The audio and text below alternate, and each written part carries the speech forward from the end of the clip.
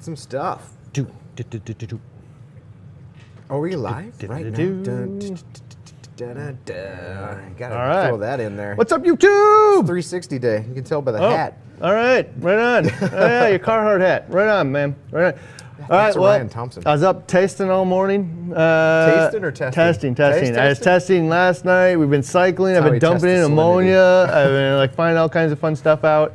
I've been arguing with Seneye. Yeah, ammonia's been a challenge. I don't know. I've been finding out all kinds of new stuff. So today, what you're going to learn, I think, is a little bit about how the cycle's going on the tank. Mm-hmm. We're going to find out what all the parameters are. I'm trying to get the chemistry right so I can get this fish in. I had to pause some of the fish. Were they supposed to be here this week? They were. Oh no. I think there's 3 cherry anthias are going to be my first fish here, but I want to make sure the tank cycle. I just I can wait a week. Who cares? Yeah. I can wait 3 weeks if I need to. But I want to make sure it's right and healthy for the animals. And just kind of see where you are too, because you haven't tested anything on there. Maybe salinity here and there. Really, man, hardly anything. We're just trying to get the thing up and going. I mean, this tank is so big. There's so many moving parts to it. I don't know. And you know what? I was thinking about it. Why is this going so slow? And part of it is because I think the normal time that I would work on this would be Saturday and Sunday. But on Saturday and Sunday, I write scripts. So, how am I supposed to fit this in my life? 7 days a week. Who knows? Hours between 7 and 7, that's what you used to tell me. Yeah.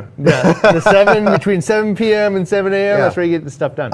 All right, so here we go. Also, I don't think I shared this in the video last night, so this is a little bit of what the Neptune board looks like. Yeah, if you guys were watching the Facebook page, and for those of you on the Facebook page watching right now too, you had this little blurb that was kind of actually what we're seeing right here. This thing, so you turned all the sliders off, all the locks on the bars? Yeah, because it didn't work. The touchscreen didn't work if you have the little cover thing on it. Oh, gotcha. So, but yeah, it's super responsive. You know, you just walk up, I want to turn this off, I want to turn it on, I want to turn it auto, I want to turn it on. It's super easy. And we're talking 30-some inches here. Yeah, I mean, this thing's top to bottom. I wish I could back it up. Obviously, the video, cameras do not like filming monitors, so it's a little wonky. But yeah, I don't know, man. Thing turned out really awesome. So you're gonna see a little bit of that today as we walk through all of it. But that was really, the heart of it. Today I got the probes calibrated, so temperature and pH is now accurate. Yeah, on the Apex. I also did it on the Seneye. Yeah. So there's kind of redundancy. Do you have your salinity probe going too on the Apex? I couldn't find the pouch. We lost it, so I'm going to have to bring home a pouch of the salinity probe. It is there, but it has not been calibrated yet. Also, I want to hit up Terrence and you give me the best possible way to calibrate this probe. I'm going to do it because I'm going to share with you guys how it works. Yeah. Because it's a little iffy for me in the past. It's here and there. I think we made a video, 2 videos trying to follow that same thing, but it's still I'm going to get current best standard. I'm going to share with you guys. There you go. All right. So the first thing is I'm trying to get this tank. I wanted to make sure it's ready, and I had some questions about whether or not it was really cycled because we dumped in a bunch of bacteria a month ago, right? Yeah. Except for we haven't added any food for that bacteria, so my presumption is the bacteria would just die. What do you think about in that rock, because it was Haitian rock and because it was old live rock and it kind of had to cure in the tank? Did that breakdown process, did that curing in the tank provide food for the bacteria?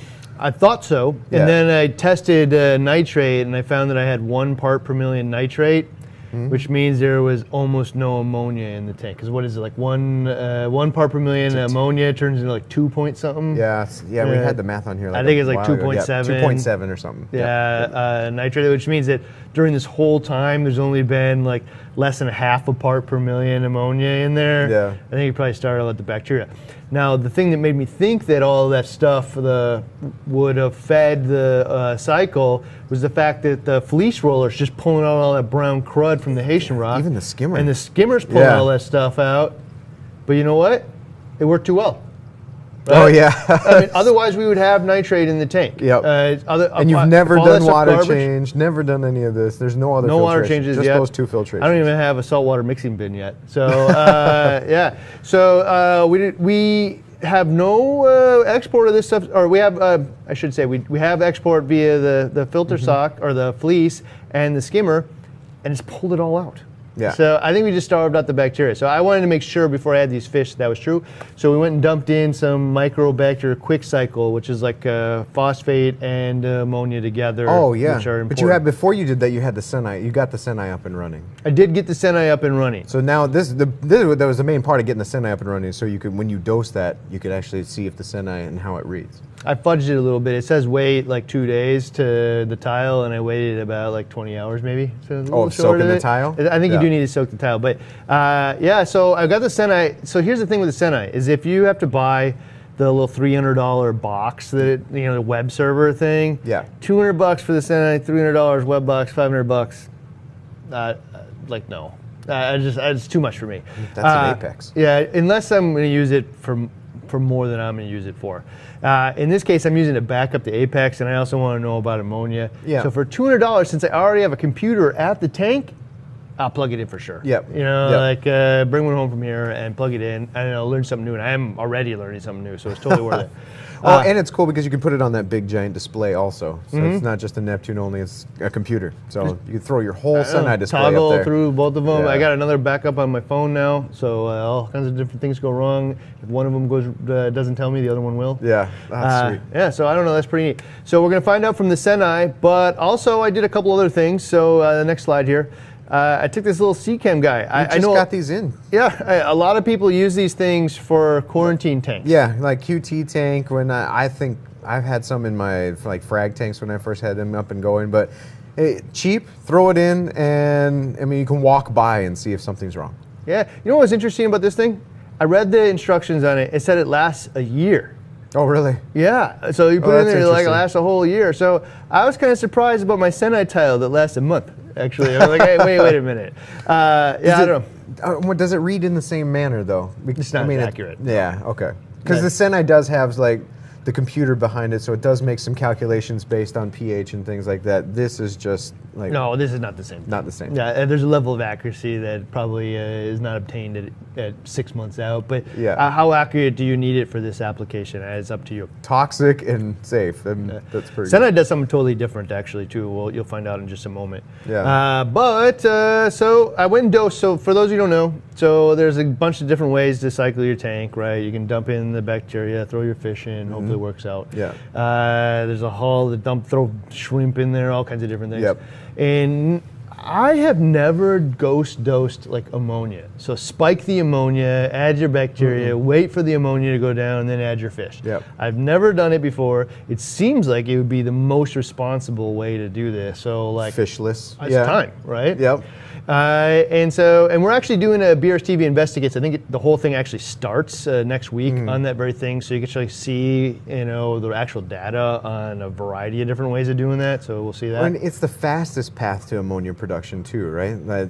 Probably. Because a breaking down shrimp has to go through the phases of breaking down, making ammonia, and then now you can feed bacteria and whatnot. So straight up ammonia in the tank should be like you should at least get a leap ahead in your cycle, and that's what that test is going to do in the Investigates. I got to tell you, I haven't done the shrimp method in a decade, because I got frustrated with it. I throw the shrimp in there, and then I was waiting for it to rot. Yeah. And this is before you buy Biospira and stuff.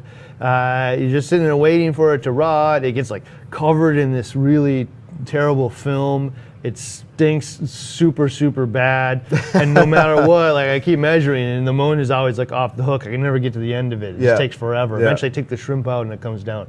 I don't know. It just I don't know. It works. There's just got to be a better way. Yep. Right. So I dosed the ammonia to it. It was roughly about 1 part per million. And it was just, the interesting part though is there's other ammonias out there that's just ammonia. Brightwell mixes in a little bit of phosphate. Organisms, even bacteria, need both. So in this case, my tank already had some phosphate in it, so I probably didn't need that. But if you're just starting with straight up dry rock, like Marco rock, it's probably a better solution. Oh yeah. Right? Okay. All right, so next slide here. All right, so first thing I did is turn off my UV. All right, so I also, along with the ammonia, redosed the Microbacter XLM because I assume that bacteria has been dead for that. It's been in there for a month, right? Yeah. With no food source. So I dosed the Microbacter XLM in there. So I turned off both of the UV sterilizers. I don't want them to like inhibit the whole process. I think I might turn them back on in a week or so because the bacteria that populates and cycles the tank lives on surfaces, not in the water. But when I dump it in, I don't want to immediately like kill it all, right, or sterilize it so it can't replicate. So this is what it looked like on the Seneye. This is like on the screen, or I don't know if that's my phone or not. I think it's my phone actually. Yep. So you can see right there those little spikes. It was near zero in the little green zone in the bottom, and then all of a sudden it spikes. Now, one of the things you'll notice here is it says like 0.1 or whatever when I dose 1 part per million. So what it's actually reading here is free ammonia. There's a difference. There is a difference. I don't want to geek out on this too much in this. They'll I'll probably share it later. Episode something, Master Your Tank Chemistry episode. Master your ammonia? I don't know, so here's the thing, is free ammonia is toxic. It's toxic, it's gas. So NH3 is free ammonia. And then the other one is ammonium. And it kind of shifts between ammonia, like when you add it to the tank, it'll be in one of the two forms based on pH. Yep. But the gas one is the one that's toxic and kills everything. So it's actually really low. So probably about 1/10 of the total amount of the ammonia ends up being that in my tank with a little bit of lower pH. Okay. So that's what you're monitoring there. And I think you'll see in this later slide, it starts to go down. So does that mean lower pH equals higher free ammonia? Yep. It Okay. does. So the better pH you maintain your tank, the more free ammonia. We just learned that about alkalinity too. Soon it'll be gone anyway, in any case. So here's the thing, is there's actually, if you go back to that thing one more time. Oh, no, not that one. You'll see it later in a minute, right after this test. Okay. What you'll see in the next thing is a test kit. So I did a Red Sea test kit. These are pretty easy to read. I don't know. What do you see? I'm going to ask you. I would call this one 1.2. Yeah, I did too. Yeah. I actually found this one really easy to read, and I was super refreshed. So dosing the 1 part per million, actually it was pretty close. So Brightwell's, and I actually just kind of guessed it, because I did the math, and it was like, I think that there was about 400 gallons in my total system, and like it was 1 milliliter per 5 gallons. So. And like the whole bottle is 125, like 2/3. So I got pretty close, right? I mean, this isn't an exact science. If I got 1.2 or 1.1, like it doesn't matter. It's pretty close. Yeah, and so it actually came out pretty close. So bravo to them for the recipe working good. And the test kit. I personally haven't done an ammonia test kit since I did Sally for a million years ago. Okay, because the last one I've done was API when I had my Reef Master API kit, and that was the last time I ever touched it. So actually, I'm gonna have to go way back in my memory of shrimp and Sallyford ammonia test kit, and I hated them both. I could just never read. In the Sallyford one, I could read what high was. I could just never really interpret what zero was because it's kind of cloudy, and I believe it was like beige. Yeah. I don't know. I just couldn't figure it out. So, and then I was much happier with how this one turned out, especially in high range. The card says NH3 and NH4. So, do you get both readings from here? It's total. Okay. So it's a total. This is a total of 1.2. Yep. So, and that makes sense. That like at my pH range, it's probably 5% of it or 10% of it or somewhere in that neighborhood is going to be free. So the 1 point or the 0 point. If you go to the next tile, actually, the one you just had it on. You'll see this is another, this is like off my phone too, there's another Seneye app. You can see the NH3 there's red, it's 0.087, starting to drop already. Yeah. And I don't know, it's working out. So for those of you who are watching this, it took me about maybe a day. It was really stable at 1.3 free parts per million free ammonia, and it just didn't really do much. And then at a day, it just started to drop. And like last I looked at it is at half that, at like 0.6, right? Do you think it was bacteria consuming the ammonia out of the water at that rate to drop it by half in a day? Well, it's bacteria does this kind of thing where it's like 1 equals 2, 2 equals 4, 4 equals 8, like it just explodes, right? Yeah. So I think for the first day or so, you were seeing there's probably bacteria already in the tank. There just wasn't very much food, so it's really low population. So when I dosed it, you just saw the explosion, you know. Yeah. And so it's down at like 0.6. It took probably another 24 hours, but you'll be down by 0. And I don't know, it's pretty fast, cycling a tank that quickly in a couple of days. Brightwell says it takes about 6 days to get all the way through the nitrite portion of it too. Right. Like a week, that's awesome. and if you did it with a fish instead of the dosing, like, I mean, it's gonna take a little while for a fish to actually bring 400 gallons of water up to 1 part per million ammonia. Yeah. Like, I don't know how many fish you have to do really to do fast. that. So you could actually probably get to the end of that thing without ever even seeing much of a spike, especially with a standard test kit. So that's pretty cool. So next thing is that the Apex has been sitting on the wall there, and I haven't calibrated any of the probes. The temp probe actually wasn't plugged in because we broke it the day one to replace it. To wrap up the ammonia conversation, do you think now then that you're ready for fish? I mean, it's not hit 0, but I anticipate it hitting 0. By the time. Follow Facebook. I'll give you the real time. Okay. But I anticipate getting those fish next week. Yeah. Right. Okay. That's what I anticipate seeing. I don't know now that it's dropped by half. I don't know what would stall it out in the middle. Yeah, you would can't imagine. 2 more days from now, 0. Actually, I got a little thing here. So this is my first time here. Is I'm a little concerned. Like, what happens if it drops to 0? You know, tomorrow, and I'm not going to get my fish till Tuesday. Like, is it all going to starve out again? Could you use your dose, cut it in half or a quarter, and then just kind of bring it back up to 0.5 or 0.25? So that was the thing that I was thinking is I don't want to like dose it all the way back up to 1 part per million. You got to wait a few days. I don't want to do that, right? Because like I'm just going to keep dumping nitrate and phosphate into the tank that way. Like it doesn't make any sense. So if I want to like, if I see it go down, get down to a certain point, I think I'm going to start dosing like small amounts, like maybe maintain like 1/10 of a part per million or something, you know? Well, easier to do because there's like instructions, and so far you've proved that they're pretty dang close. Yeah, so like maybe 10 milliliters or something a day until I get there. But better yet, like I think I would have timed it a little bit better with when I'm going to get the fish, but that's kind of hard. So I don't know. I'm learning on this one. This is my first time doing it this manner. So I guess we'll find out. I will probably also just to protect the fish, dose some more of that XLM when I get the fish. It'll be interesting to see like after the fish. And this is something we always theorize. You know, after you add in more fish, ammonia spike. It'll be interesting to see with the Seneye if you actually register that. Yeah, that is the thing. So like the answer is most people don't know. Yeah. Right? You're just like, I know I didn't kill my fish before. So most people aren't monitoring in real time either. So like, I'm not going to test 3-4 times a day or maybe every day or what have you. But I'm not sitting there monitoring like I added a fish, now what my ammonia. So the standard in general is like because most people aren't monitoring ammonia every time they add a fish is if he didn't die, it must be okay. I mean, I don't think we allow that standard to like any other pet, right? So it'd be kind of cool to find out that actually works and it isn't an issue with the Seneye as we add more fish to this tank. Like rule of thumb that I've kind of used in the past is never more than double the amount of fish in there. So if you got 1, go to 2. Don't go from 1 to like 10. Right? Now I got 300 or 400 gallons of water here, so 3 fish is like not a really big load for. It's gonna take a while to go up, so I'm not that worried about it. But like never more than double the amount of ammonia being in there because it's gonna take a little while for the bacteria to react to that.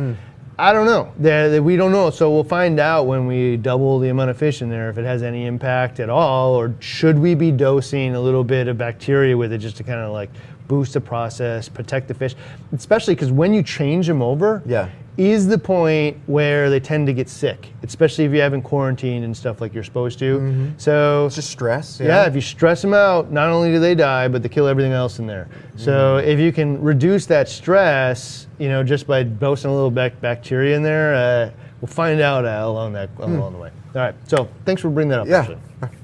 All right. So then you did probes. We broke the temperature probe. I forgot about that.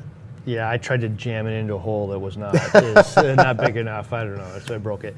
And you can see in the graph here. So this is what the Apex display looks like again. You can see the salt here is, I haven't calibrated it, so it just kind of goes up and down with temperature a little bit.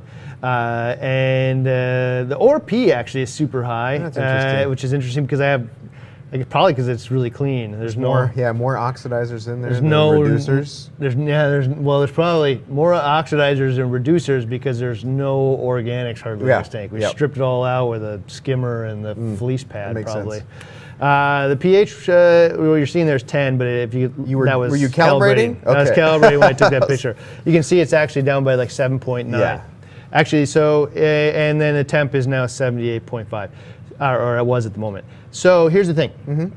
Actually, with the pH, this one has become a conundrum, and I think I'm going to save this conversation for a little bit later in today's episode. But how am I going to fix pH? I don't have any lights on, so I can pretty much gauge now that my nighttime pH is going to be about 7.9, right? And historically, I wouldn't have cared. What was it in the daytime? Well, I don't know because the lights aren't on.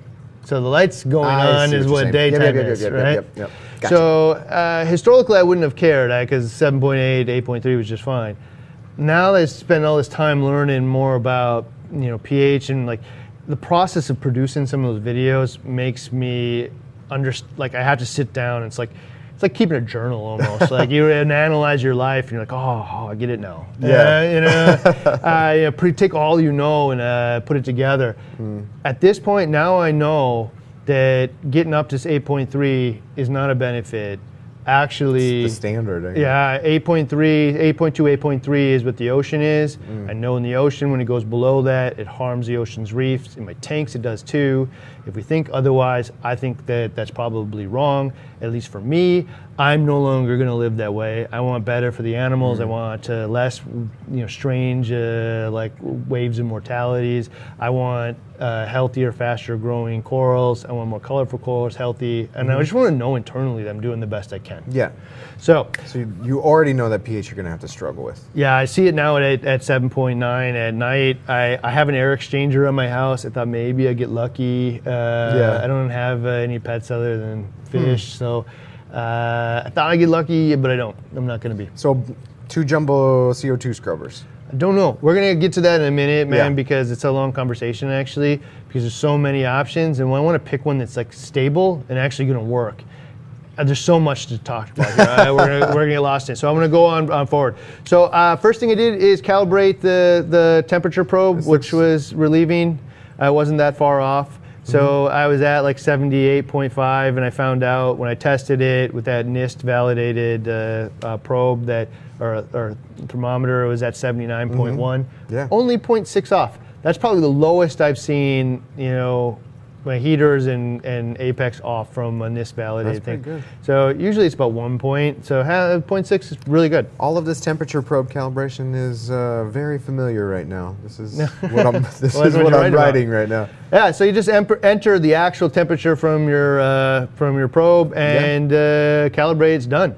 All right, so then the thing was I found that my heaters are off just like a little bit from that as well, so I just adjusted them down 0.5 point.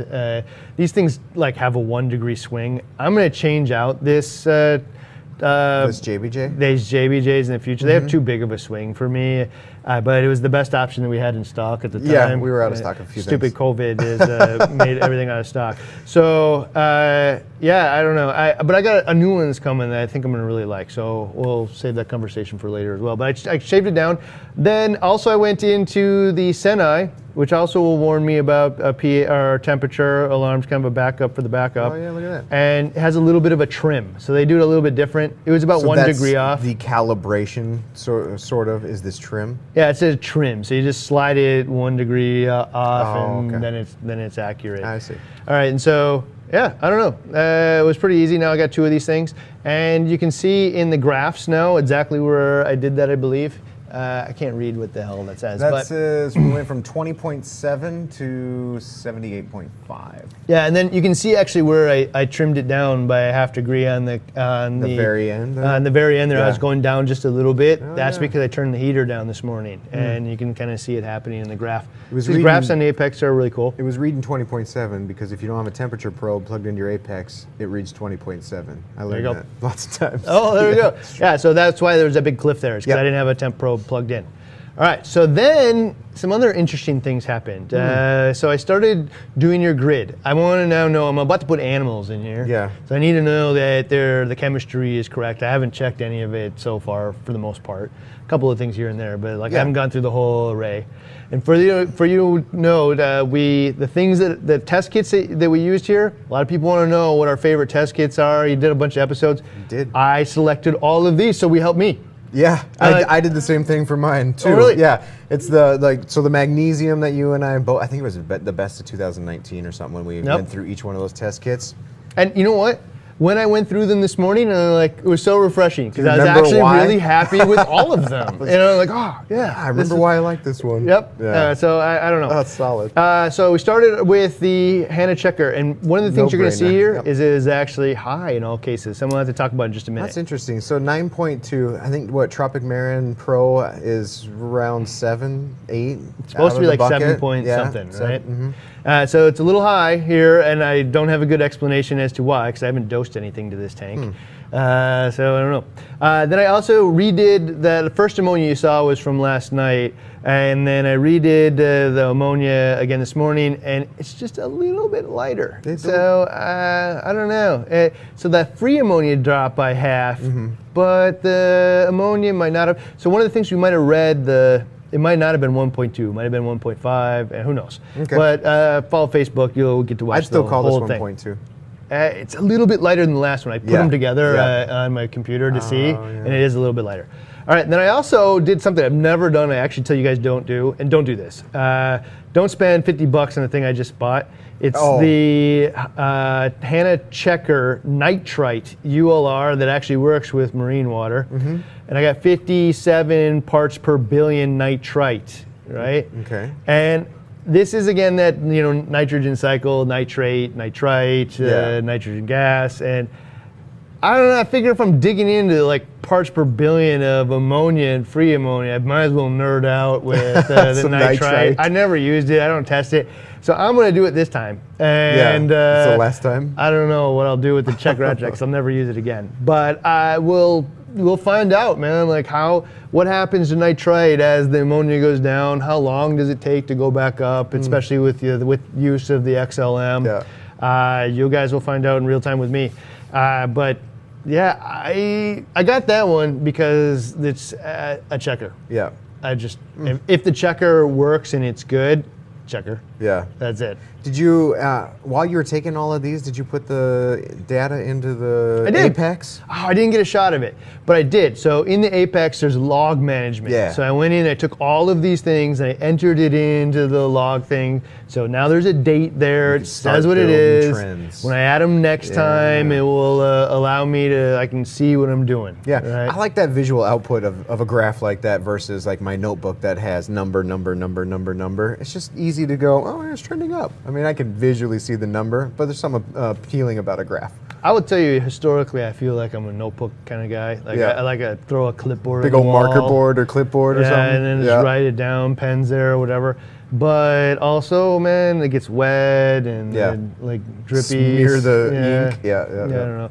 So I don't know. This time I'm going around a different way. I'm going to use their log. I wish I had a photo of it, but I didn't get it. Sorry. So anyway, we entered all of it in there. And then I did the calcium test kit, which was the Red Sea one we liked, and I liked it again. What was the number? 490.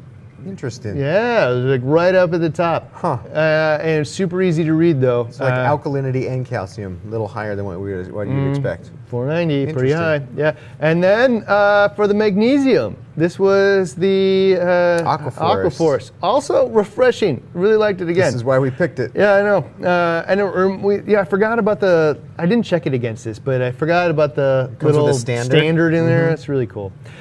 So guess what it was?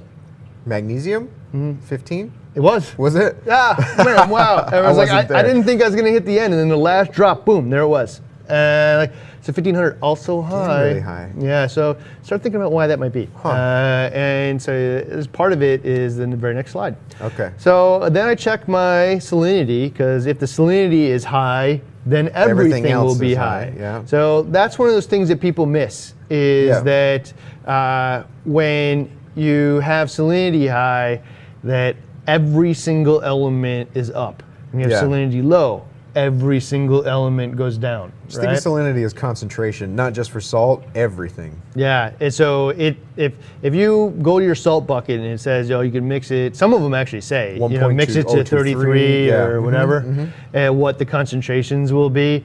But note that if you're picking something different or let it rise, everything goes up and down with it. Okay, so in this case, it says like, well, I must have screwed up here or something and like got 38 parts per thousand or something, Do you think, and then before we put in like an ATO solution or something? I don't know. I just thought I must have messed it up. Interesting. Right? However, if you look back at that last one, it said 35. Rookie move. What didn't I do?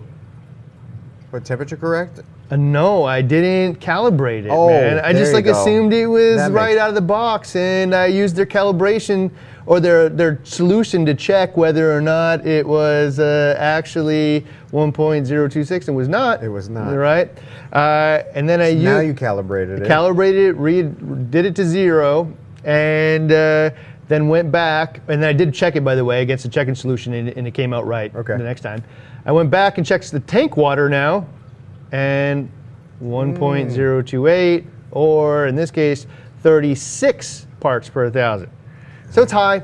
Now I want to say that this cannot be the entire solution. Yeah, so is 1 part per 1,000, the difference of, 7.5 to 9.2? Like 3% or something. Yeah. So it's not that whole thing. I don't have an explanation as to why all those things are high. It's part of I'm going to fix the salinity and then I'll test again.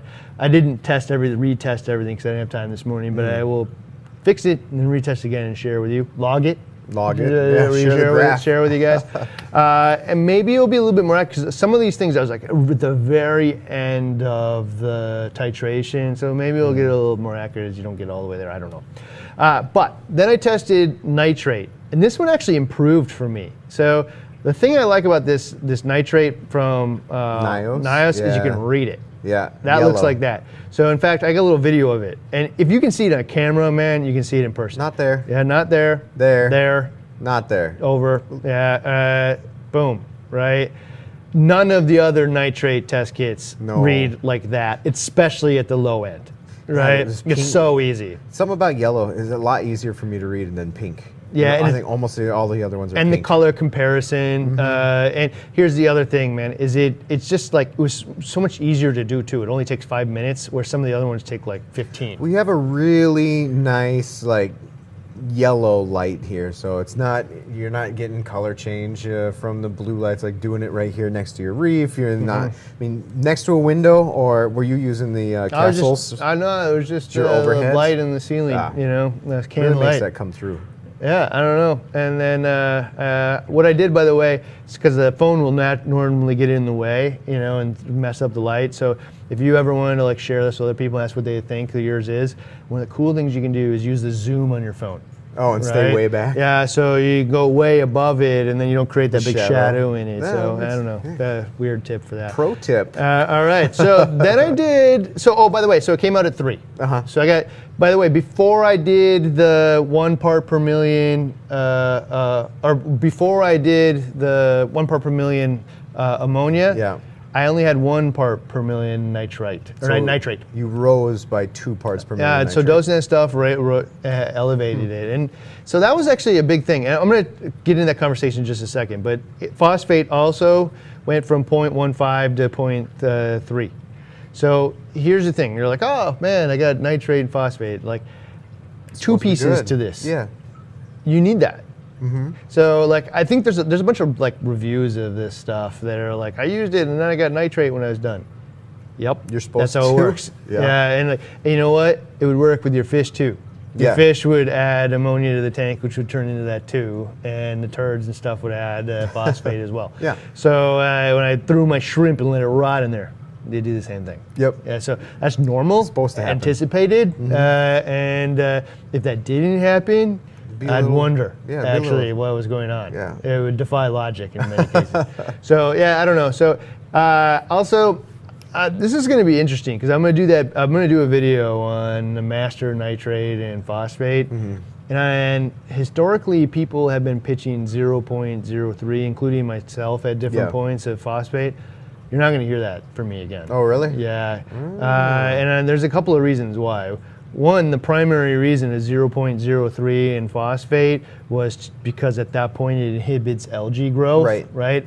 And back when the day, man, algae growth was one of those things that like just was a terrible problem for aquarium owners 15 years ago. Because we weren't advanced in our filtration methods. Right? Yeah, like the filtration, nothing was. I mean, my flow was a maxi jet with a radio controlled boat prop glued to it, and I was using PC lights, no sump. Like just nothing is the same as it was 15 years ago. But now, like the nutrient control is no problem.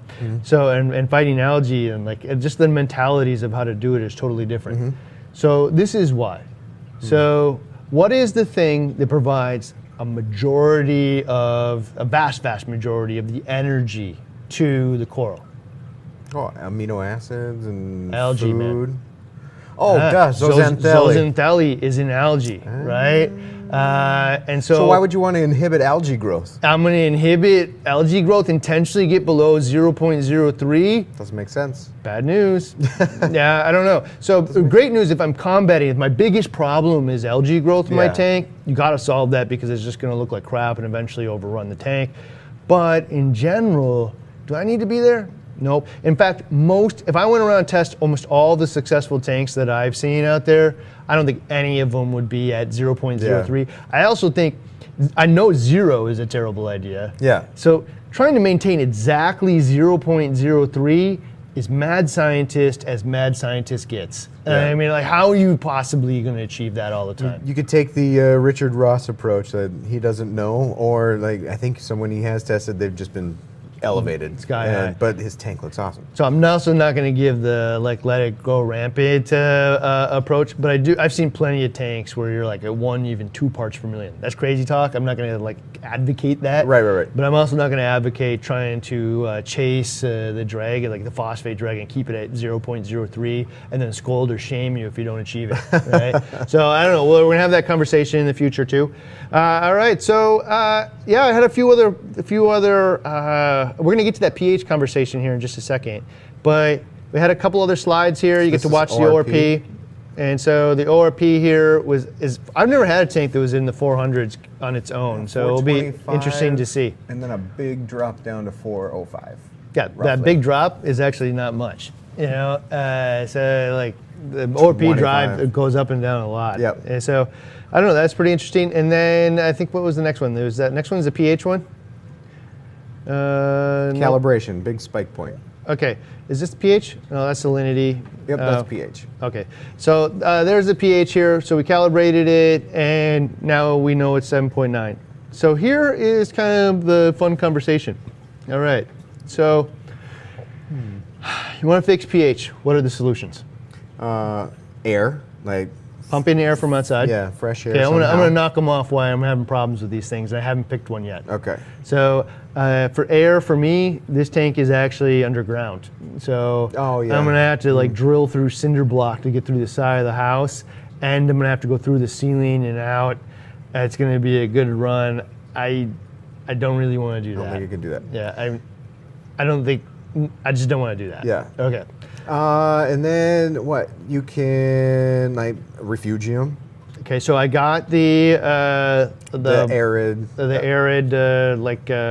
Paxbellum algae reactor. So you might see a benefit from that at night. When I turn it on. Yeah, which is I don't know. So when I get enough nitrate to phosphate for me to want to turn it on, I'll turn it on. Especially a consistent source. Yeah.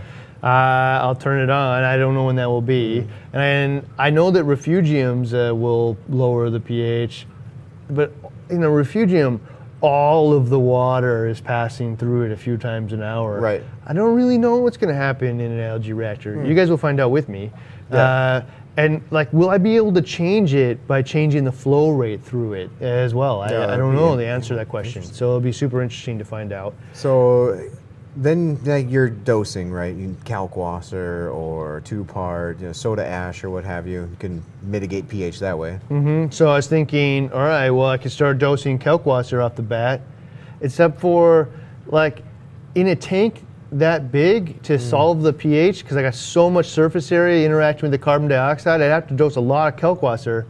It would be more calcium and alkalinity than that tank needs, at least for quite some time. Even early on? Yeah, I think so. So I don't know. But like kalkwasser is like my go-to. Yeah. And because it adds calcium as alkalinity, fixes the pH, it's super easy. I got some new ways that, not new, but like newish ways that I would do it, which is not use it in my auto top off anymore. Right. I'd use it and dose it like I'd dose anything, like a 1-part. But if you have a big drum, dose it out of the drum. If you don't, like the WWC, reactor. they had big blue 55-gallon drums sitting there. Yeah, maybe I can put it up in the sky, and have a whole bunch, but then you have to mix it up there. So, I don't know. Then I'm going to use 2-part. I'll use soda ash in that case. But you're in the same boat, too. Very little. Yeah. Probably not going Like to solve soda it. ash is not going to have the same pH effect as kalkwasser, and you're not going to dump a whole ton of it in there just to keep pH up. Okay, and then the next thing is the CO2 scrubbing media, right? And so there's 2 ways to do it. One, I can just have media, burn through it, throw it out when I'm done, right? That means I need to if I want to do this stably, I need to be there to change it out in time. Or to keep it at a steady 8.3. Yeah, which I'm sure I can do because I can figure out how long it's going to last in general and just swap it out. But I don't know. Then the second part is I can do it in the recirculating design where the media lasts way longer. Stretch it out a bit longer. Yeah. Probably 10 times as long. Whereas that's where you kind of create a recirculating loop through your skimmer, right? Where it scrubs all the CO2 out, and then the air leaving out the top of the skimmer gets pumped back into the CO2 scrubber, back into the pump, and it just kind of... Yeah. Now the problem with that for me is I haven't done that yet. Yep. There's a few pioneers out there that are doing it, but... Makes total sense, except for I've seen the issues that come up too, is what happens if the skimmer goes nuts someday, sprays a bunch of water through that tube, liquefies the media, and then it ends up going sucked into the tank. Yeah. I don't want that to ever happen. It's a bunch of calcium hydroxide. Yeah, and there's humidity issues that kind of builds up in there. So this is going to be something that you kind of trial and error. And I don't really want to trial and error this tank, So I haven't figured out the exact solution to the pH issue quite yet, but I'm gonna. Maybe a combination of all of them or a few of them at the same time. Yeah, I think I'm just gonna have to try adding the things I really want to do with the tank anyway. See what happens with those. See how well it keeps up. And then after that, maybe I'm gonna have to pile on new options. Yeah. I don't know. Yeah, I want as few though as humanly possible. Yeah. Right. So I might start with the kalkwasser thing, and hopefully promote coralline algae growth as it will be the uptake. Yeah. I also might just start with the 2-part in the same manner. The kalkwasser will have a larger increase though. Right. I don't know. Obviously, you get to debate in real time with us right You now. have to monitor the calcium and alkalinity. You don't have no corals in there, so I don't know. Put some testers in there. So for the first time, I really feel like pH is something that I want to actively manage to the better health of the organism. Okay, in that sense too, do you need to actively manage your pH until you get a demand that so this tank obviously you want to manage pH as best as you can. My tank with no frags or my tank with a couple frags, is it as important early on? All right, well, so A, it's practice. Yeah. B, for when you do. And what are you going to do? Is there some miracle day where you're like, okay, now it matters? Now it is, yeah. No, that doesn't happen. So No, because to get to the mini colony size, monitor pH. Actively control it. There's one thing too, and this is just anecdotal. Yeah. But I feel like if you ask me, I believe this, anecdotal or no. So one thing I have seen over the years is tanks that dose Kalkwasser grow coralline algae 3 times as fast as anything else, right? And it's not that the Kalkwasser is a miracle calcium and alkalinity solution, because it's just calcium and like carbonate ions and bicarbonate ions in the end. pH, man. So what we have learned, researching, hydrogen pH is a couple of different things. A, when you have more carbonate in the water and you have less hydrogen, the pH, it's easier for corals to calcify. It's easier for coralline algae to calcify. It's at least 50% faster at 7.8 than it is at 8.3 than 7.8. But also, what I found in there is the larval sediment rates for the corals and coralline and presumably coralline algae is like 10 times higher at 7.8 or 8.3 and 7.8. So if you're wondering why your coralline algae, like my tank doesn't grow coralline algae, ask yourself this question. Do you have a pH of 7.8 frequently? Does it go 7.8.8? And if it is, try solving that if you care. That's interesting. So at any time you come across that question in like the forum, and it pops up in our group all the time, pops up in, you see it in the forums all the time. I can't get coralline algae to grow. Why isn't coralline algae growing? And people are like, well, you got to seed it, and you got to seed it, and you got to wait, and it's a patience game, and it's you got to wait and wait. That's one question that never really gets asked is, what's your pH? Yeah, so a tank like this one that grows it in sheets, also, not Kalkwasser, but it's got a giant refugium in the pH and pH elevating 2-part, or no, that's one that's a carbon dioxide or a calcium reactor right now. But that's the refugium soaks up all the excess carbon dioxide out of the water. So. I don't know. Pretty interesting. So that when you ask me what I believe, it's like you take known science and you take all the application, all of your experience and everybody that you talk to, trust. And I can't prove beyond a shadow of a doubt, but there's more evidence here to support that is the reason why people have struggling with coralline algae than not. And so that's probably more, at least in the initial phases of the tank, than I would worry about the little coral frag, is I want to grow that coralline algae out in the tank. And the primary reason I want to grow that out on the rock surface is not necessarily because, obviously it looks nicer than the white rock. Right. But it prevents all kinds of pests. Like tufts of algae hanging onto the rock structure and stuff like that. I'm experiencing that in my 60 cube right now. A tank full of coralline algae, just to me, always survives or does better than none. And to Josh's point at WWC when he said that it's growing coralline algae is actually the first thing to know that the tank's actually ready for corals. If you can grow calcareous algae, it means that your tank can support a calcifying organism, and now it's ready to start trying to do corals, right? I don't know. I think I'm going to try actually that like double helix or whatever it is. The coralline algae in a bottles. Yeah. Yeah, I've scraped them out of tanks before. We've seen what happened when you pulled some out of this tank. Yeah, so I'm not going to do that anymore. So I'm going to try it in the little bottles and see. I don't know. It's got dual colors. We'll see how it goes, and then maintain the pH from the beginning. And you guys will see. What you'll see is not like works or doesn't work, but you'll see. Is that tank growing coralline algae way faster than mine? Yeah. Now I know why. At least what I believe anyway. So we'll learn that. I haven't figured it out 100%. I think you guys are going to figure out, learn it along with us. Maybe we can answer a couple of questions. Did you want to hit the salinity one real quick? Oh, well, yeah, the salinity one, there's a little tile here so you can watch salinity. So open and honest, I have never really gotten a lot of value out of the salinity probe on the Apex. Okay. Have you? I mean, I can logically talk about and think about, why a salinity probe would be important. And for me, it's just redundancy, right? So you see the accounts, and I've experienced it myself, where, I mix up my salt water and I've got my refractometer or something, and for some reason my salinity probe is not reading, the same as my digital refractometer or whatnot.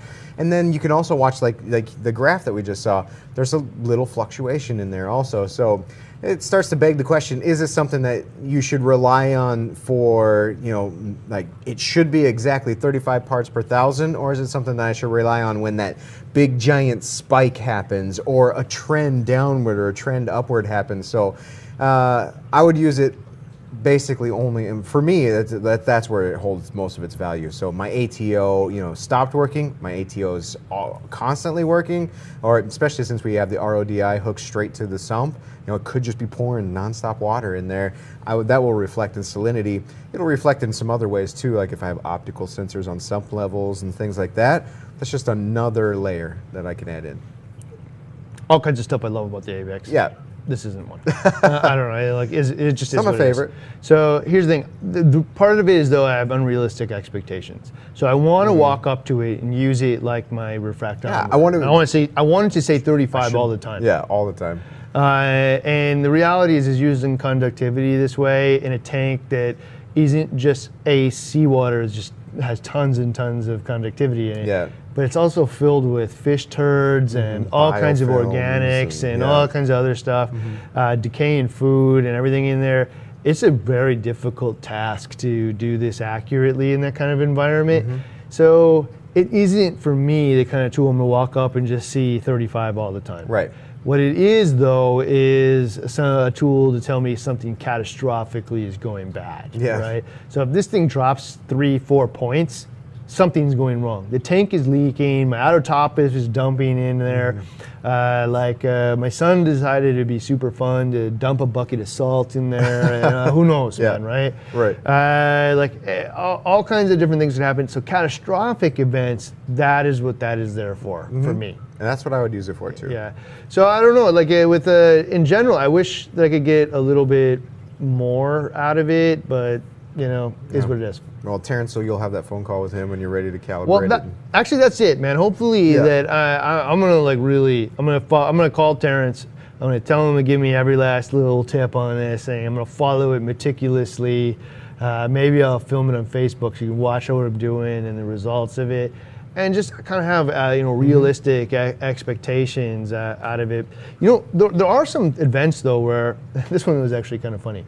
So at one point we sold live rock here. Okay, it was actually before this building. It was in another building. It was like super, super long ago. We sold like some kind of Tonga rock or I forget what it was. Was it dropship type thing? No, we had it here. Oh, wow. Right, and so nobody bought it though. We're selling thousands and thousands of pounds of this dry rock. And we're like, well, we're gonna bring in this stuff that's air shipped in. Looks super cool. So much coverage of coralline algae, pink and orange, and all those other colors on it. And nobody ever bought it.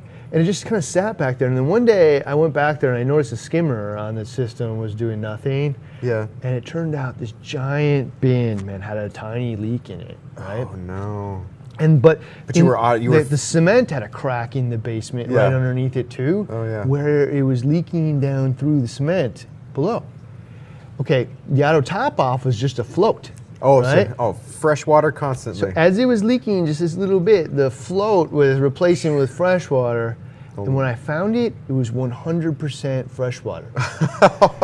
Yeah, so this bin, man, has like 500 gallons of water in it. And it had been diluted so much that it got all the way from 35 parts per thousand to 0. Good thing that nobody was buying it though. Okay, yeah, well that too, but I'm trying to imagine this giant sinkhole that must be underneath the cement. They could have taken the 20,000 gallons of water that must be underneath there. Hopefully your old landlords aren't watching. Oh, I know. Every time I walked over there, I expected to fall through. I don't know, but yeah. So that would have stopped that for sure. Right? Instead of letting it happen, go all the way down to 0, it would have caught it at 3. Save the rock. But I probably would have, if you guys would have been buying it, I would have found out too. Yeah. But nobody wanted the live rock. Who knows? All right, so answer a couple of questions. Yeah, there's a few up here. Steve wants to know what the best pH checker is. Oh, interesting. Probe, man. So my number one, if you have the Apex, the probe is there. Then why not? And even if you don't need the ORP or you don't find value in the ORP, there's another pH probe. You can use them for whatever. But I did a long time ago. I did the spotlight on the Hannah pH pen type thing. Walk up, shake it, and it gives you the pH, which is pretty cool too. But you'll find find a way to monitor it. I say, like, you can get like the Milwaukee standalone monitors. You can get if you don't have the Apex, but knowing constantly or monitoring it, walk by and know what it is better than walking by once a day just to check the pH. Okay, so I got a few things in this. Yeah. I'm gonna like a little bit of journey for me.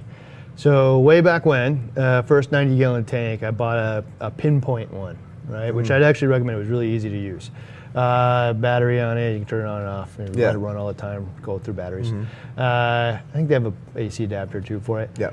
And I don't know, it was always 7.8 to 8.3. A lot of use to me. Started to fade out of your mind. I don't know, and then in my mind, what I had it for was like, if I walked up to the tank, it would tell me that it was some catastrophically wrong was going wrong, and it would. And actually, the few times like Kalkwasser overdosed and stuff, I was able to fix it. So you know what? Now that I'm walking through history here, I overdosed Kalkwasser. If I didn't have the pH probe, I wouldn't have been able to fix it right. So immediately, luckily, I went and Googled and I found out you dump in a vinegar. Luckily, I found somebody really rapidly that instilled confidence in me to do this. But dumped in the vinegar, and I got the pH back down to where it was supposed to do, and I saved everything from like the 12 pH it was at or whatever. Yeah. If I didn't have that around, I don't think I would have been able to accurately do that. So I think it probably did save the $100 there. But outside of that, I wasn't actually trying to achieve 8.2 or 8.3, and when I say that, like, don't become like pH Nazi if it isn't there. But like, also, I'm not trying to be at 7.8 anymore. Yeah. I know that. So if it's at 8.1, then whatever, so be it. So here's the thing, I think that it's valuable that way. But if you have to do a test kit to find out, you won't do it. No, I'll stop. Especially if it doesn't fluctuate. Like calcium, alkalinity, magnesium, we can see those, fluctuate. We can do something about it, changes it, and we can watch it go back down again. It's like it depletes over time, and we can adjust for it. pH though, I mean, you have your swing 7.8, 8.3, 7.8, 8.3, and if every time I pull out all my test kits and I get my salinity done, my main 3, calcium, alkalinity, magnesium done, my phosphate, my nitrate, the least important out of all that batch, because it's the same every time and I really can't correct for it, and if it isn't, is pH. And I'm going to stop doing the test kit. Actually, it was interesting when we remember when we had for a short period we had that Apex Elmo, it was like a monitor only, and they did a little kit for us for a little bit. Okay, so one of the things it's done, it didn't have any controllable outlets or anything. It just told you when something was wrong with the tank, right? It monitors pH. I saw several people come in and say, I don't need to monitor pH, doesn't matter, right? Like, that's a total waste of time. And I'm like, really? Because especially monitoring, if it's going to tell me via my phone or email, or I can even set up to tell you to call me, whatever. And so here's the thing, is monitoring pH will tell you when most chemistry problems have happened in your tank related to your additives, right? Yeah. When you monitor additive, whatever problem is, and when I'm talking all kinds of them, you overdose Kalkwasser, you overdose your 2-part, your kid dumps them in there, somebody bumped it, you bumped it, who knows, all kinds of different things happened. It will tell you, and that's one of the most common problems with a tank is, not tomorrow, but over the course of 5 years, you're going to run into a chemistry issue. And so this will tell you about it immediately. And for me, with my overdose of Kalkwasser and the top off, the reason that I didn't nuke my tank is because the gurgling sound of the auto top off woke me up. I knew that I had just filled it. Right? Yeah. But if my phone was blowing up, I would have saved me too. I wouldn't have to rely just on gurgling noises. So I don't know. Outside of that, I think that's cool. But then also, if we start thinking about, I don't want weak, brittle skeleton structure for my coral. I want it to grow faster, and I don't want stress events to cause mortalities. Well, walking up to it and just having even just a little pinpoint pH meter and knowing whatever I'm doing is working in real time is super valuable. Yeah. Test kit, HANA checker, when I actually have to perform a pH thing that's largely on most of the time, way lower value. Yeah. All right. Good question there. Charles asked, shouldn't best practices in calibrating probes be the instructions that come with the equipment? Yeah, you mean probably in relation to the salinity probe here we're talking about. And I think that the videos that Neptune has on calibration is a majority of what Terrence is going to tell you. But there's probably some little tips, tweaks, and treats with caveats, because you can't. It's hard to add caveats into instructions. Okay, so first off, there are no instructions for the Apex. Yeah. Like through written. the task function, it it walks you through. Okay.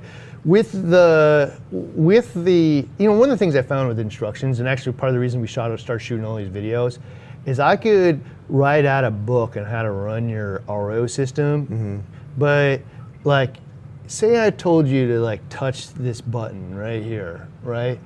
I might have to write a whole page like, locate the left side of the RO canister halfway up, blah, blah, blah, blah. Or I can say, so see this button here? Hit it. Push it. Yeah, like, so it's a totally different thing. So they have some videos on it, and one of the things is like making sure that it doesn't have bubbles that get caught up in there, making sure you get the temperature right, there's definitely ways to get it more accurate.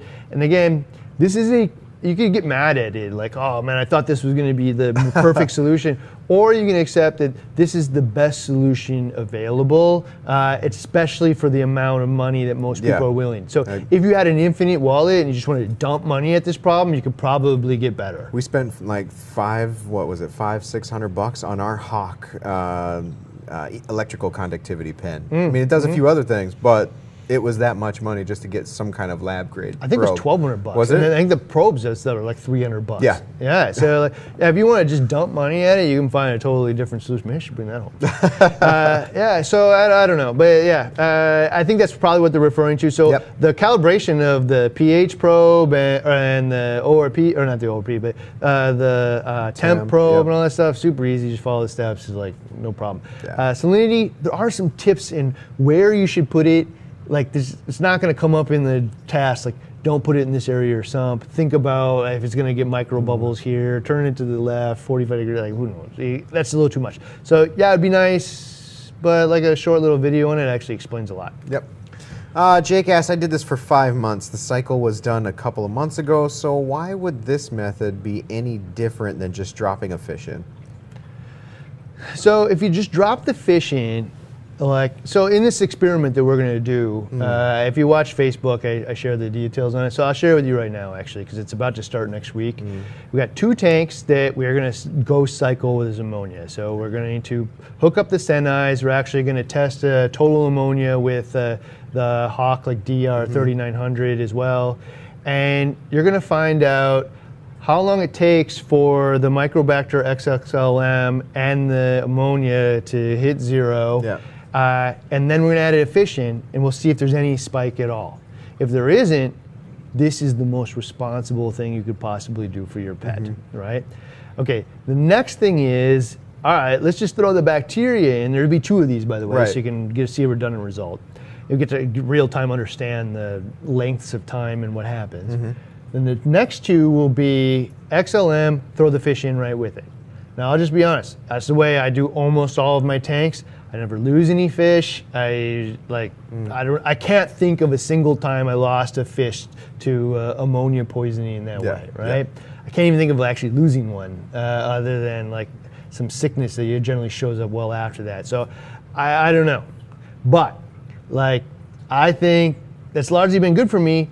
But if I follow this and I find out that there's actually a pretty significant ammonia spike in there, it just isn't showing up in death, I'm not going to do that anymore. Right? Like, even though it's not killing stuff, I can do better. I'm going to do better. And knowledge, for me, is going to find that out. Well, the ammonia amount, like the gills that the fish respirate, is immeasurable compared to, like, I can dose this much ammonia, raise it up 1 part per million. It's so finite in your control over your ammonia in your cycle process versus fish. You're just kind of throwing caution to the wind almost. Yeah, and so basically what's happening, by the way, is like a gill's like a membrane, and they're trying to get rid of ammonia out of their body.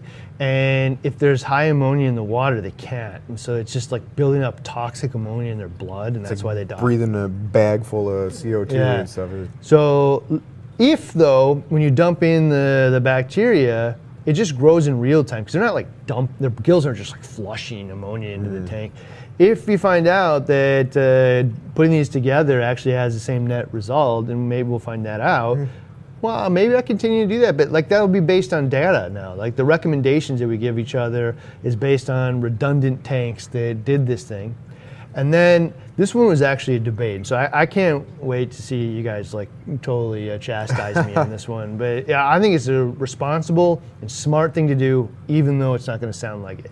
The next 2 tanks, we're going to throw 2 fish in there and see what happens. No bacteria. We all know bacteria comes from somewhere. It's going to end up in your tank. May not be all of the strains and some of these bacterial additives that do different jobs, but there will be nitrifying bacteria in there. So that's the old way that a lot of people, and some people still do, right? They just throw the fish in, 2 hardy fish, they cycle the tank with these clownfish.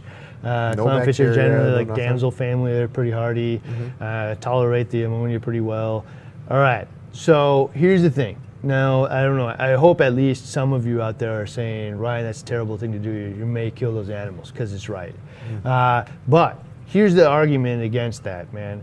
I want real data so that when we talk about this again, I can say, that is effing stupid, right? Don't do that anymore, because it's terrible for the animal. Change that as a, like, if that option is terrible and we find out we can prove it, let's take that off the table. Let's take that off the table using real data that everybody can share with each other. Not just when you ask me, but when you see it, you can share with other people, and we can elevate the way that we do this for the hobby. We're going to order these captive bred clowns from ORA, and hopefully they will survive the whole thing. And even within that, though, like, they will be champions for the rest of the clownfish, right? Like they will save many other clownfish of life, elevate the way that we approach this thing. So for me, I would love to hear the debate on how this goes, but like I think it is the most beneficial thing that we could do in here, and ultimately a better idea. So you're gonna watch this unfold,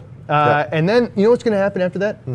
After that, you do know. Oh, no, what? Tell me. Oh, we're going to add some UV sterilizers to it? No. Remember, that's the other side clean, of the building. Right? The clean So once all of these tanks are cycled, then we're evolving, especially the way we talk about dry rock. Like the word cycle means something totally different to everybody, right? Cycle to me means the tank is like ready. You mean beyond ugly brown phase? Yeah, like the tank is like ready to be a reef tank. Okay. It doesn't mean like just it's not got toxic ammonia in it, right? Yeah. And so in this case, when we had live rock, there was all kinds of sources of bacteria. There was all kinds of organisms in there. That doesn't exist really in today's market anymore. So now, can we, instead of just waiting for all the ugly brown phase and all this other garbage, can we use bacteria like the Microbacter clean to fight off all those things, add some other types of bacteria, keep those pests at bay? We're going to see in all 6 of these tanks, after we dose the Microbacter clean, these dry rock tanks that just got cycled, turn the lights on like it's an SPS tank and watch it go. Yeah. So actually I think, oh no, we're not going to do all 6 of them. What we're going to do is 2 of them are going to be nothing. So those things are going to look like trash. Super ugly brown phase. For sure, they're going to go through it. 2 of them are to be Microbacter clean. And then 2 of them will be Microbacter clean and Microbacter 7. Right? So totally different approaches to all of it. We'll get to see redundant examples of it and find out. Bravo to Brightwell for being brave enough to allow us to do this one and show it in real time, because you get to see. I don't know. But yeah, so that's kind of what's going to come out of that one, and we'll get to find out. A few more here. Let's go with Greg. He says, is there a review of the new HANA nitrate checker coming out? You know what? We got a shipment of HANA checkers today. I don't know if they were in there or not. I would imagine that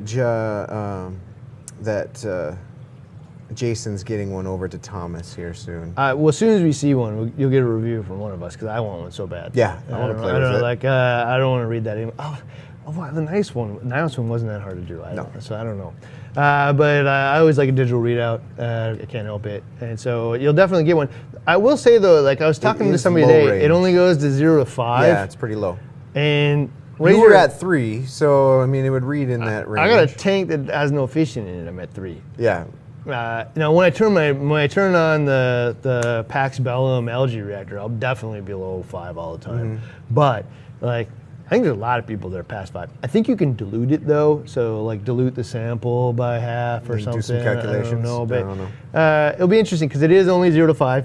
But kudos to Hannah for making it, because we started harping on him about a year and a half or so ago about this whole thing.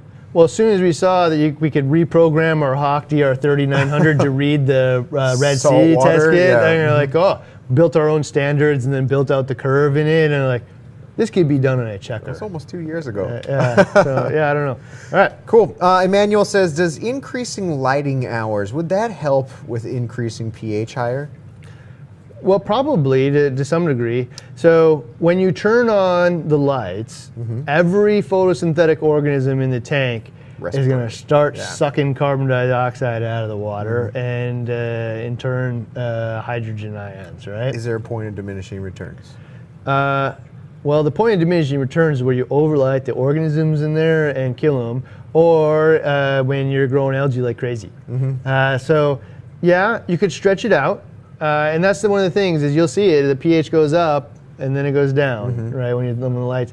And it will also go up and down with intensity. So, light drives the rate of the photosynthetic process. So, if you have really high PAR, it'll suck out more, as long as the organism can handle that. If you have really low PAR, it'll be less. So, and also how long it's on. So, you could do that, and actually one of the things that we talk about a lot is how you can do that with your refugium. Oh yeah, you can increase or decrease the intensity. That might increase, decrease pH. Also might increase, decrease uptake. Yeah, length of time too, right? Yeah. So you it's can that DLI conversation. So could I run this thing at lower PAR for longer time, or could I run it for higher PAR for shorter time and expect the same result?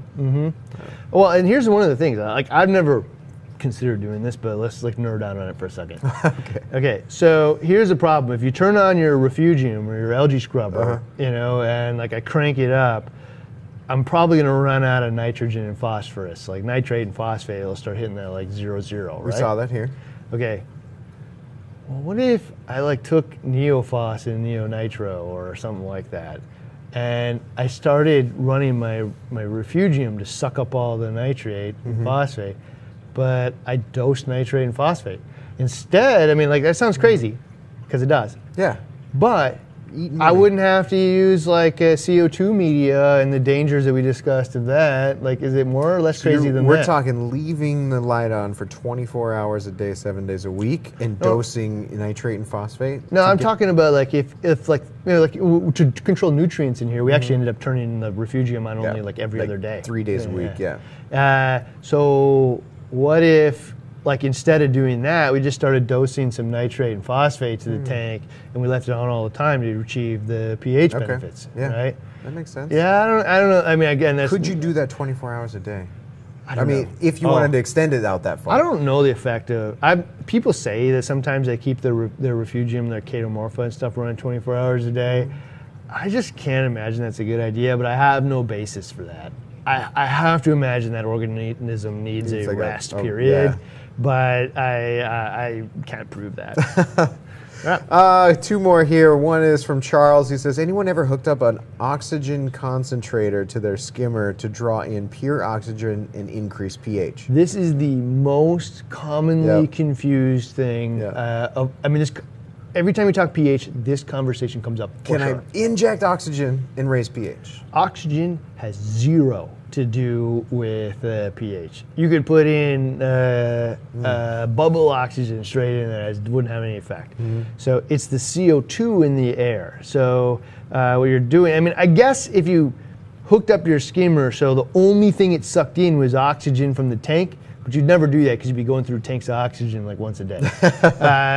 But like, so it's the CO2 in the air. So you should probably just go watch the whole video. It's 20 minutes long. But the hydrogen and pH video.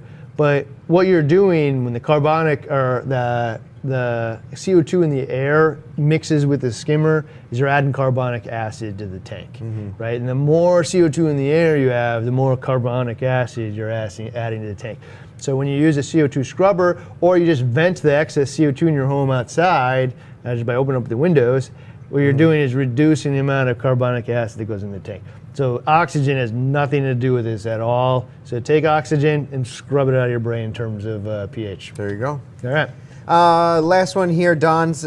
Can you cycle a tank and then let it sit without adding fish or cleanup crew, waiting to get good lights and ATO and other equipment? You can, and so, but you might run into the thing that we had just talked about. Like, I dumped in a bunch of bacteria, and then there was no food for it, so you might end up just starving it out. So you might want to like do the shrimp thing, or throw some pellet food in there, or throw some food source if you're gonna like get let one of it those sit in little there. Bright Bell bottles and just dose a little bit of it. Yeah, in fact, if I was going to like soak my rock, you know, for 4 months or whatever before even like putting it in the tank, and I wasn't gonna like do any fancy aquascape that would make it dry out, and I could just move it over. Yeah, I would absolutely throw like a considerable amount of food that I thought would decay slowly in that 4 months there, and let the whole thing like feed itself. It's just like a constant ammonia breakdown, and I might drop some more in there, especially because I'm not going to use any of that water, you know, when I'm done, right? Yeah. So like what the nitrate phosphate levels end up in that bin is irrelevant, because I'm not going to use the water in there. Yeah. So yeah, you can absolutely do that. All right, well, so next week, this is what I think you can expect to see. Yes. I'm pretty certain that you're coming over tomorrow and you're going to help me. I don't know. I mean, he's working on these Master Apex videos, so I don't know if he's going to have enough time. But I'm hoping that that's the case. And then we're going to get the whole thing installed so you can see it in all of its glory. And it will really be ready. I think at that point, there's a couple of things that need some nips and tucks, I think. But like, I think the system will be largely up and going at that point in time. And you'll get to see all of the lights on. A couple of signs might be missing. I don't know, but we'll see. I don't know, but I think you're going to see like all of it kind of accumulate together and see it. So we talked a lot about pH today. Maybe we'll send them over that pH video right here. Check that out. You can check it out. The whole oxygen's not a thing. Explained right here. Boom. Right on. See you guys next week.